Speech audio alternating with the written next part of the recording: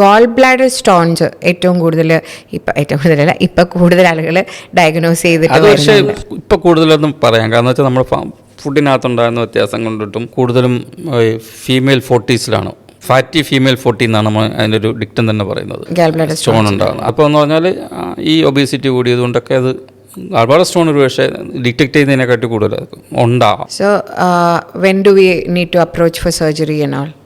ഗാൾബ്ലാഡർ stone നമ്മുടെ കേരളത്തിലെ മാത്രം പശ്ചാത്തലം എടുത്തു നോക്കുകയാണെന്നുണ്ടെങ്കിൽ നമുക്ക് ഗാൾബ്ലാഡർ ക്യാൻസേഴ്സിൻ്റെ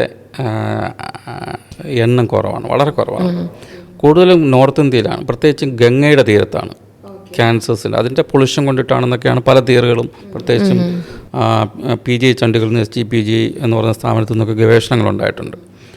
ആ ഗവേഷണങ്ങൾ അവർ സൂചിപ്പിക്കുന്ന പറഞ്ഞാൽ എൻവയോൺമെൻറ്റൽ ഫാക്ടേഴ്സാണ് കൂടുതലും അതിനകത്ത്. അതായത് ഗംഗയുടെ തീരത്താണ് കൂടുതലും ഈ എൻവയോൺമെൻറ്റൽ പൊല്യൂഷൻസ് ഉണ്ടാകുന്നതുകൊണ്ടും അതിൽ നിന്നുണ്ടാകുന്ന മാറ്റങ്ങൾ കൊണ്ടിട്ടാണ് ഈ ക്യാൻസേഴ്സ് കൂടുതൽ. നമ്മൾ വളരെ അപൂർവമായിട്ടാണ് ഗാൾബ്ലാഡർ ക്യാൻസേഴ്സ് ഉണ്ട്, പക്ഷേ അത്ര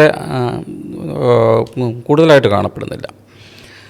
അതുകൊണ്ട് തന്നെ ഈ 2 സെൻറ്റിമീറ്റർ 3 സെൻറ്റിമീറ്റർ അപ്പുറത്തേക്ക് വരുമ്പോൾ ക്യാൻസർ ഉണ്ടാകുന്ന സാധ്യത വടക്കേ ഇന്ത്യയിൽ കൂടുതലാണ്, നമ്മുടെ സംസ്ഥാനത്ത് അത് കുറവാണ്. അതുകൊണ്ട് സൈസും നമ്പറും നമ്മളൊരു ക്രൈറ്റീരിയ ആയിട്ട് വെച്ചിട്ടില്ല അതിനെ ട്രീറ്റ് ചെയ്യണോ വേണ്ടോ എന്നുള്ളത്.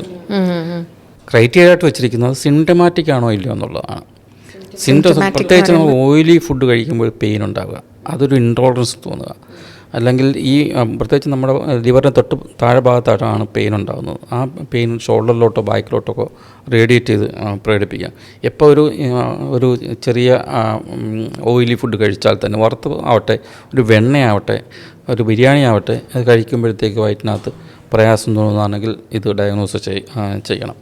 അപ്പോൾ ഇതുപോലുള്ള സിംറ്റംസ് ഉണ്ടാവുകയാണെന്നുണ്ടെങ്കിൽ ഗാൾബ്ലാഡർ, അത് സ്റ്റോൺ അല്ല റിമൂവ് ചെയ്യുന്നത്, ഗാൾബ്ലാഡറാണ് റിമൂവ് ചെയ്യുന്നത്.